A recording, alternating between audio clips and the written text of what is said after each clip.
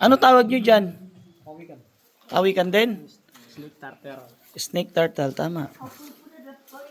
Okay na, ang laki ah. Ano yan? Ano yung dala mo? Ano yan? Ay, yan ang masarap. Ito. Masarap, masarap ba yan? Anong luto gagawin nyo dito? Ay, sandali, sandali. Anong luto ginagawa nyo dito? Meron kami diyang niluto. Pogi, may luto kami dyan. Sinigang. Sinigang. Pogi, pwedeng palagay dito? Yung doon sa dahon. Patingin lang. Sige, sinigang ulam mo ngayon. Tingnan niya, palagay nga dyan. Baka lilipad pa eh. Ay, wala na.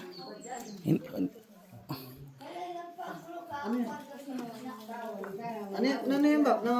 Paniki. Ano to sa kuweba nyo kinuha, Manong? Saan kuweba? Malaki yung kuweba. May kuweba ng hapon dito?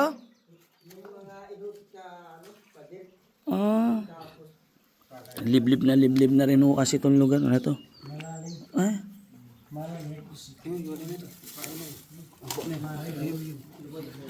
Malilit na Ay, sandok na sandok. Anong luto ginagawa nyo dyan sa... Manong, anong luto ginagawa nyo sa paniki? Anong luto?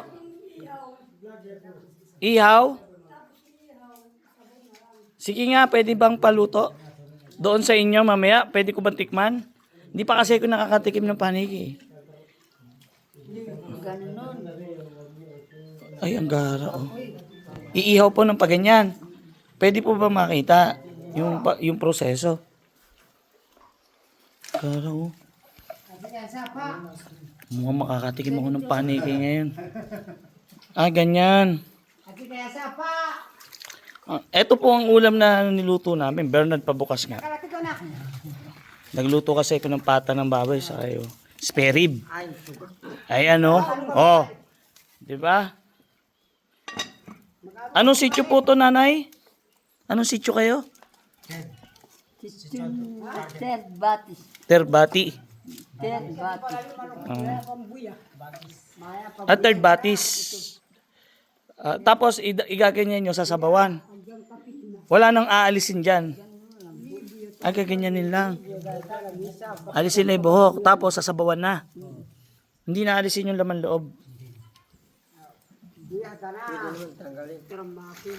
Pwede rin tanggalin. Pwede rin tanggalin. Sa kuweba po ng hapon niyang kinuha.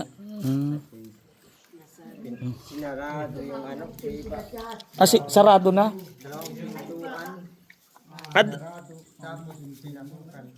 Dalawang pintuan sinara ng hapon. Kaming nagsara ng dahon para mahuli yung mga kabag.